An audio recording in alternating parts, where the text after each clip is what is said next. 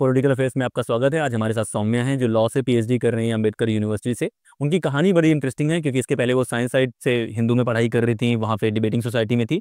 फिर वो लॉ करती हैं बीएचयू से और अभी वो पीएचडी कर रही हैं। तो उनकी जर्नी जानने की कोशिश करते हैं और जो उनकी लाइफ जर्नी है उससे सीखने की कोशिश करेंगे कि अगर आपको लॉ में पीएचडी करना है तो क्या करना है। तो सौम्या, अपनी कहानी आपको बताना है 12 से लेके अभी तक का जो जर्नी रहा है टाइम के साथ।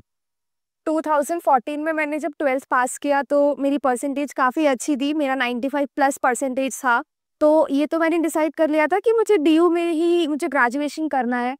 बट मेरा 12th साइंस से था और मैं पॉलिटिकल साइंस या फिर हिस्ट्री में ग्रेजुएट होना चाहती थी। बट समहाउ मेरे फादर वो केमिस्ट्री के ही प्रोफेसर है, तो वो इस बात के लिए राज़ी नहीं हुए और उन्होंने बोल दिया कि अगर बाहर जाना है तो साइंस से एटलीस्ट ग्रेजुएशन करना ही पड़ेगा। तो उस टाइम पे फिर मैंने ज़्यादा कुछ विरोध नहीं किया और मैंने चुपचाप हिंदू कॉलेज में बीएससी ऑनर्स बॉटनी में एडमिशन ले लिया। फिर उसके बाद 2017 में मैं ग्रेजुएट हुई और ग्रेजुएशन के दौरान वाग्मी, जैसा कि भैया ने बताया, वाग्मी ज्वाइन करने का भी एक रीज़न ये था कि कहीं मैं साइंस में ही कन्फाइन ना होके रह जाऊं, कहीं ना कहीं मैं बाकी विषयों से, हिस्ट्री से, पॉलिटिकल साइंस से, उनके लोगों से मैं जुड़ी रहूं। खैर, जब 2017 में मैं पास आउट हुई तो इतना मुझे क्लियर हो गया था कि कुछ भी करना है पर एमएससी मुझे नहीं करना है। तो खैर उसके बाद बहुत सोच विचार के मैंने डिसीजन लिया कि अब मैं लॉ करूंगी। तो लॉ के लिए पिताजी भी मान गए क्योंकि उनको लगा प्रोफेशनल कोर्स है, अच्छा रहेगा। लेकिन जब मैंने लॉ के लिए एंट्रेंस दिया तो मैंने सिर्फ 2 जगह का दिया था, एक डीयू और एक Banaras Hindu university. Somehow DU की फर्स्ट लिस्ट में मेरा नाम नहीं आया था, लेकिन बनारस में मेरा अच्छा रैंक था और मैं वहां जाके एडमिशन ले चुकी थी। वहां पे मुझे हॉस्टल भी मिल गया था। उसके बाद डीयू में वेटिंग या काफी बाद में मेरा नाम आया। अब फिर से एक शुरू हुआ घर में कि बनारस क्यों जाना है, दिल्ली में ही रहो, घर के पास है। इनफैक्ट मेरे बहुत सारे दोस्तों ने, साहिल जो हमारे दोस्त है, उन्होंने भी मुझसे बोला कि क्या तुम नॉर्थ कैंपस छोड़ पाओगी। मैंने बोला हाँ, क्योंकि मेरा एक मंत्र है कि लोगों से, खाने से और जगह से प्रेम करना चाहिए पर मोह नहीं लगाना चाहिए। तो मैंने उनको बोल दिया कि हाँ, मुझे कोई दिक्कत नहीं है, मैं बनारस चली जाऊंगी और एक नया शहर है। खैर 2017 से 2020 फिर मैंने बनारस हिंदू यूनिवर्सिटी में पढ़ाई की। मेरा बहुत ही अच्छा एक्सपीरियंस रहा और मतलब मुझे लगता है मैं बहुत लकी हूँ कि मुझे दिल्ली यूनिवर्सिटी का कैंपस, बनारस हिंदू यूनिवर्सिटी का कैंपस, मुझे दोनों में 3-3 साल का अनुभव है। उसके बाद मैंने एलएलबी के बाद मैंने मास्टर्स का एंट्रेंस दिया। मेरा मन उस टाइम ये था कि मैं एलएलबी के बाद प्रैक्टिस ज्वाइन करूं, बट क्योंकि तब कोविड आ गया था, लॉकडाउन हो गया था और घर वालों का एक था कि बाहर कैसे जाओगी, दिल्ली में रेंट पे फ्लैट्स नहीं मिल रहे थे और लड़कियों के लिए ज्यादा भी होता है कि तुम कैसे किधर उधर रहोगी। तो फिर मुझे लगा चलो अब फिर एलएलएम ही कर लेते हैं, घर पे खाली क्या बैठना। तो मैंने क्लैट दिया और उसमें मेरा अच्छा रैंक आया और फिर नेशनल लॉ यूनिवर्सिटी जोधपुर से मैंने मास्टर्स किया।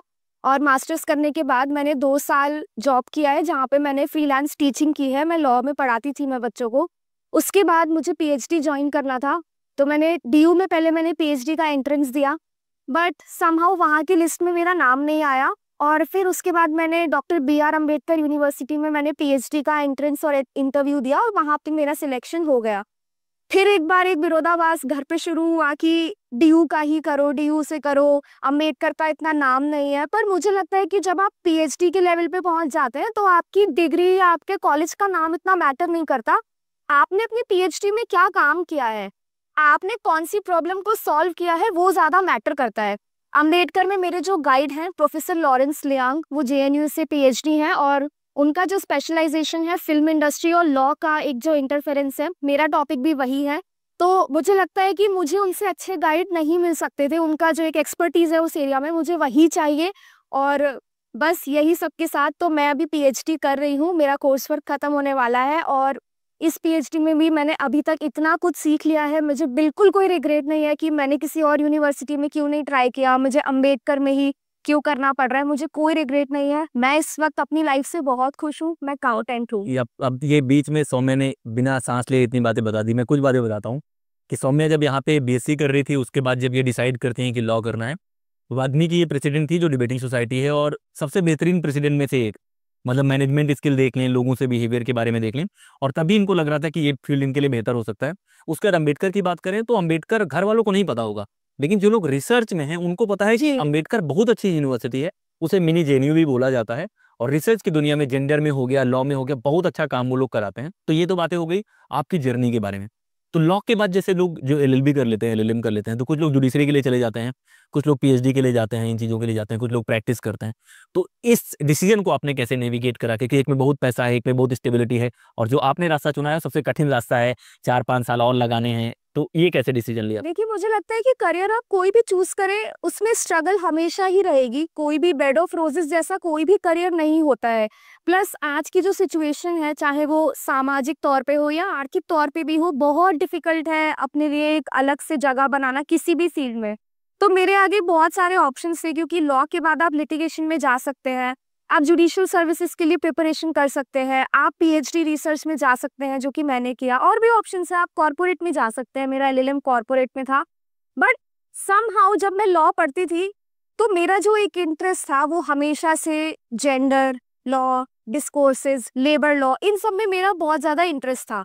तो काफी लोग मुझे बोलते थे कि मुझे जुडिशरी के लिए प्रिपेयर करना चाहिए, बट समहाउ मैं खुद एक्सेप्ट करूंगी कि मेरे मन में कहीं ना कहीं डर रहता था कि यार प्रीलिम्स हो गया, मेंस हो गया, इंटरव्यू में रुक गया, फिर मैं वापस वहीं पे आ जाती। साइकिल समझ। हाँ, मुझे फिर वही प्रीलिम्स के लिए मुझे लॉ का रट्टा लगाना पड़ेगा, मुझे वही एमसीक्यू प्रैक्टिस करने पड़ेंगे, होता है ना। क्योंकि और ये मुझे इसलिए भी क्लैरिटी मिली क्योंकि एलएलएम के बाद मैं एक जुडिशियल सर्विसेज के ही कोचिंग में पढ़ाती थी।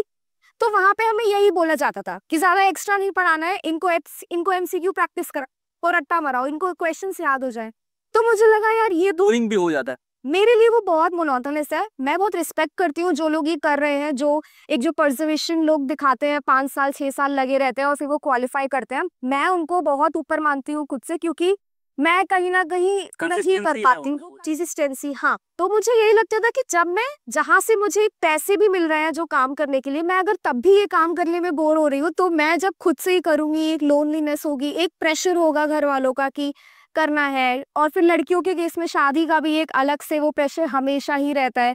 तो मुझे लगा था कि नहीं, ये मेरे लिए नहीं है, क्योंकि मैं इतना ज्यादा डेडिकेटेड नहीं हूँ उस चीज के लिए, और केवल कुछ लोगों की बातें सुन के इस फील्ड में जाना मेरे लिए नहीं है। और कॉर्पोरेट में भी फॉर द सेम रीजन मेरा इंटरेस्ट नहीं था। मुझे कॉर्पोरेट में ड्यू डिलिजेंस, ये सारा, ये मुझे इसमें इंटरेस्ट नहीं था, तो इसलिए मैंने डिसाइड किया कि मुझे हायर स्टडीज ही मुझे पढ़नी कर। सौम्या के कुछ शौक भी हैं, कविताओं वाला या जो आर्टिस्टिक चीज़ें हैं उस पर बड़ा शौक है।